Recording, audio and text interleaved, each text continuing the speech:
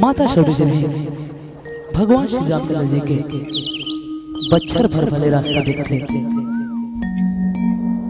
माता शौर्य के मन की आवाज निकलते, हे श्री राम जी कब होगी तोर दर्शन, कब होबे तय प्रसन्न।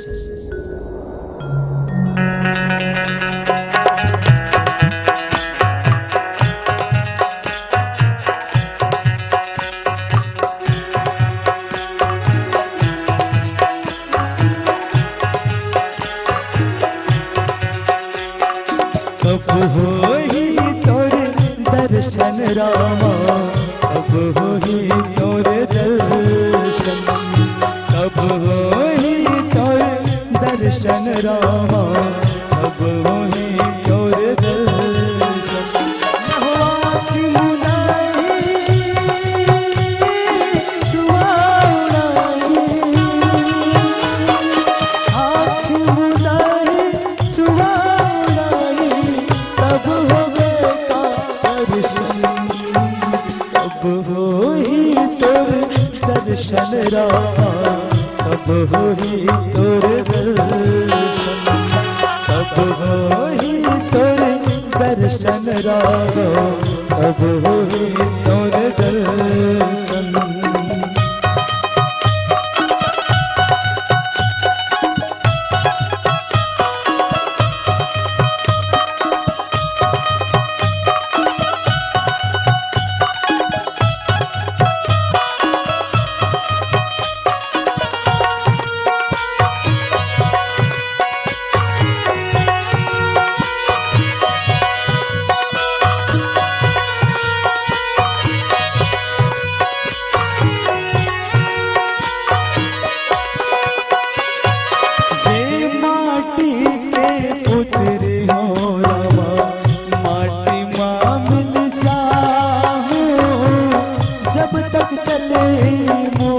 श्वासा सेवला तोर गाहूं,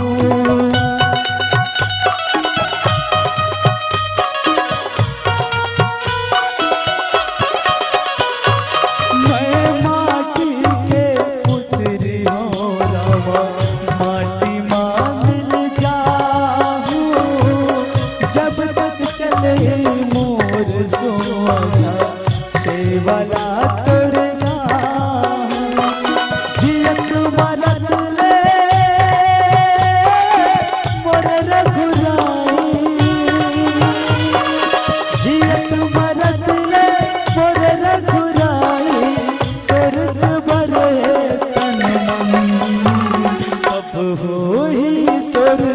दर्शन रामा, कब होई तोर दर्शन, कब होई तोर दर्शन रामा, कब होई तोर दर्शन।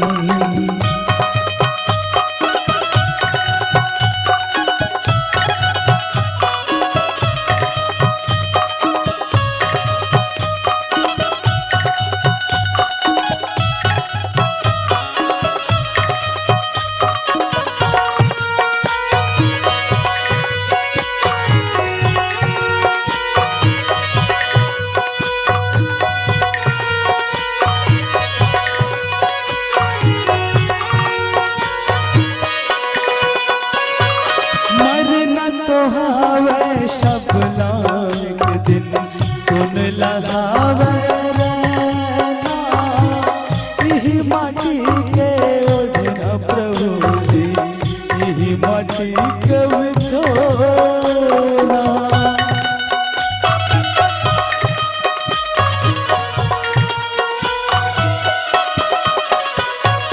मरना तो हावे सबला एक दिन तुम लगावे रहना, यही माटी के ओढ़ना प्रभु जी, यही माटी के बिछोना।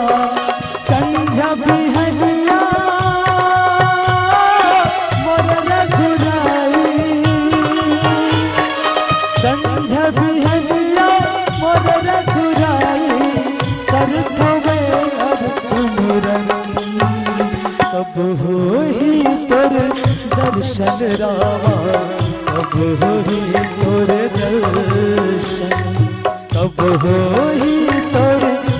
दर्शन रामा कब होई तोर दर्शन आँखी मुदाही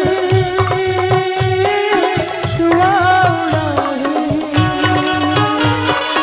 आँखी मुदाही सुहावनाही तब होवे का परशन अब होई तोर दर्शन रामा अब होई तोर दर्शन अब होई तोर दर्शन रामा अब होई तोर दर्शन अब होई तोर दर्शन रामा अब होई तोर